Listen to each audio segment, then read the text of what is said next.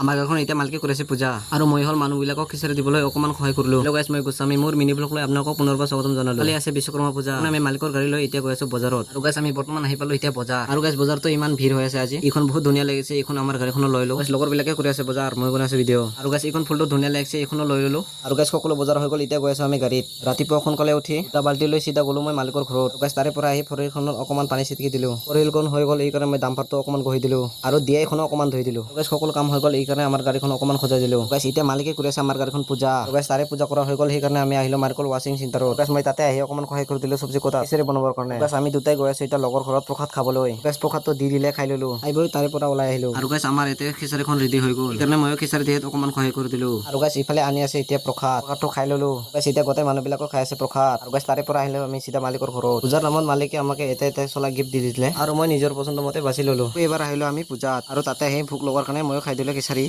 গাইছ আজিলৈ ভিডিঅ' মানে লগ পাম নেক্সট ভিডিঅ'ত, তেতিয়ালৈকে বাই বাই।